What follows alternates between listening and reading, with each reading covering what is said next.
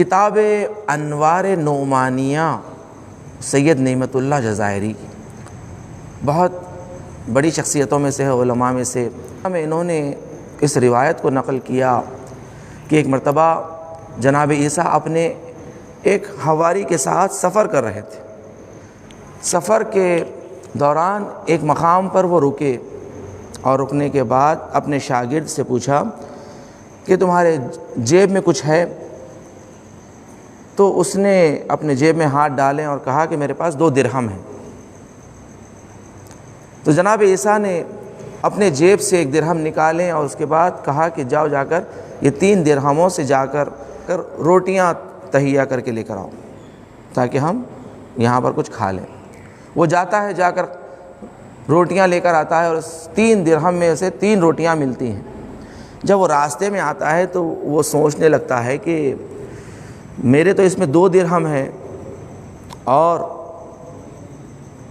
اس میں حق میرا 2 روٹیوں کا ہے۔ اگر ہم یہ روٹیاں ساتھ مل کر کھائیں گے تو 1.5 روٹی ملے گی، تو اس سے بہتر یہ ہے کہ میں 1 روٹی راستے میں ہی کھا لیتا ہوں، تاکہ 2 روٹیاں رہتے ہیں، جب بانٹیں گے تقسیم کریں گے تو برابر برابر ملے گی۔ تو راستے میں ہی اس نے 1 روٹی کھا لی، اور جب جناب عیسیٰ کے پاس گیا، جناب عیسیٰ نے جب روٹیاں دیکھی تو کہا کہ روٹیاں کتنی آئیں؟ تو اس نے کہا 2 روٹیاں، فقط 2 روٹیاں آئیں۔ جناب عیسیٰ خاموش ہو گئے۔ جب روٹی کھانے کے بعد آگے بڑھنے کے بعد ایک راستے میں سمندر ملا۔ اس سمندر پر جب جناب عیسیٰ چلنے لگے، آگے بڑھنے لگے، تو شاگرد نے کہا اس پہ میں کیسے چلوں؟ کہا کہ کوئی بات نہیں، تم مجھے تھام لو، تم میرے ساتھ چلو۔ تو وہ کہتا ہے میں جناب عیسیٰ کا ہاتھ تھام لیا اور میں سمندر پر چلنے لگا۔ جیسے ہی آگے بڑھنے لگا، دیکھا کہ بالکل میں سمندر پہ چل رہا ہوں، اور ہم نے سمندر پار کر لیا، یہاں تک کہ ہمارے پیر بھی نہیں بھیگے، ایسا ہم نے سمندر پار کر لیا۔ تو بے ساختہ شاگرد نے کہا کہ ایسے تمام انبیاء میں سے آپ ایسے نبی ہیں کہ اللہ نے آپ کو ایسے معجزے عطا کیے ہیں۔ تو جناب عیسیٰ نے سوال کیا کیا تمہارے ایمان میں اضافہ ہوا؟ اس نے کہا میرے ایمان میں بہت اضافہ ہوا، میرا ایمان نورانی ہو گیا، میرا قلب نورانی ہو گیا۔ تو جناب عیسیٰ نے پوچھا کہ بتاؤ روٹیاں کتنی تھیں؟ اس نے کہا روٹیاں 2 ہی تھیں۔ آگے بڑھے، ایک ہرن کا جھنڈ جا رہا تھا۔ جناب عیسیٰ نے ایک ہرن کو اشارہ کیا، وہ ہرن قریب آیا اور جناب عیسیٰ نے اسے لٹایا اور اسے ذبح شرعی کیا، اور اس ہرن کے گوشت کو جناب عیسیٰ اور شاگرد نے کھایا۔ کھانے کے بعد جناب عیسیٰ کھڑے ہوئے، اور جو ہرن کی کھال پڑی ہوئی تھی اسے اپنے عصا کے ذریعے اشارہ کیا، وہ کھال ہرن میں تبدیل ہو گئی اور وہ دوڑنے لگی اور اپنے جھنڈ کے ساتھ مل کر چلی گئی۔ جیسے شاگرد نے دیکھا، کہا سبحان اللہ، کہ ایسے معجزے میں نے کسی نبی سے نہیں دیکھے جیسے آپ۔ جناب عیسیٰ نے کہا تمہارے ایمان میں اضافہ ہوا؟ کہا میرے ایمان میں اضافہ، میرا ایمان مکمل ہو گیا یہ دیکھ کر۔ جناب عیسیٰ نے کہا بتاؤ پھر روٹیاں کتنی تھیں؟ کہا روٹیاں 2 ہی تھیں، 2 ہی تھی روٹی۔ آگے بڑھے، جیسے ہی آگے بڑھے ایک صحرا آیا، صحرا میں 3 سونے کی اینٹیں موجود تھیں۔ جناب عیسیٰ نے کہا اس میں سے 1 اینٹ میری ہے اور 1 اینٹ تمہاری ہے، اور تیسری اینٹ اس کی ہے جس نے تیسری روٹی کھائی۔ جیسے یہ سننا تھا، وہ لالچی شاگرد کہنے لگا شرمندگی کے ساتھ، وہ تیسری روٹی میں ہی کھایا، وہ تیسری روٹی میں ہی کھایا۔ جناب عیسیٰ نے کہا کہ جا یہ 3 اینٹیں بھی تیری ہی ہیں، اور یہ کہہ کر اسے چھوڑ کر چلے جاتے۔ وہ 3 اینٹوں کے قریب بیٹھا ہوا ہے کہ اسے لے جائیں کیسے، اتنی وزنی اینٹیں وہ اٹھا کر لے جائیں کیسے۔ اسی دوران 3 ڈاکو وہاں سے گزرتے ہیں۔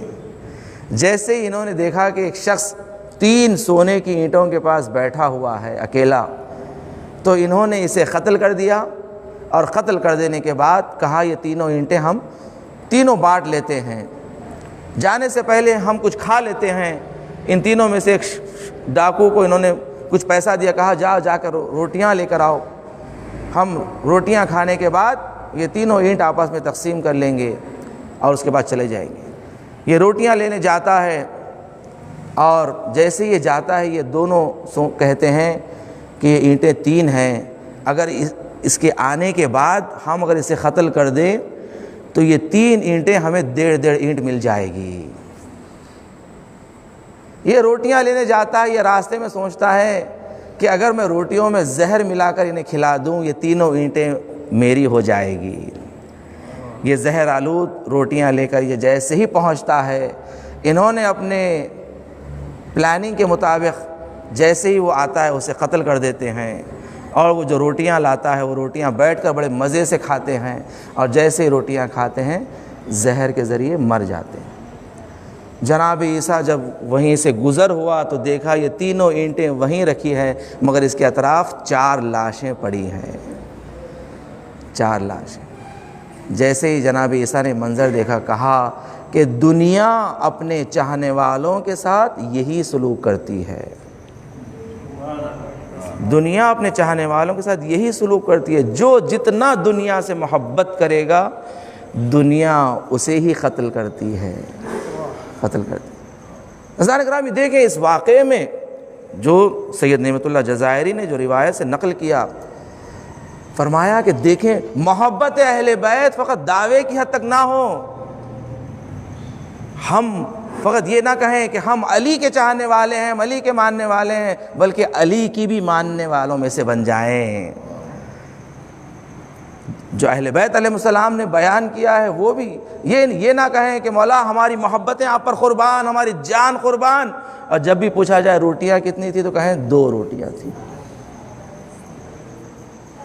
ایسے نہ بنے, سچے بنے, صادق بنے اہل بیت کے مقابل میں. عزیزان گرامی یعنی اہل بیت علیہ السلام کی محبت کو اس لیے فرض قرار دیا گیا ہے تاکہ اطاعت آسان ہو جائیں. محبت میں, عشق میں اطاعت آسان ہو جاتی ہے. اگر کہا جائے آگ پر سو جاؤ تو آگ پر سو جائیں,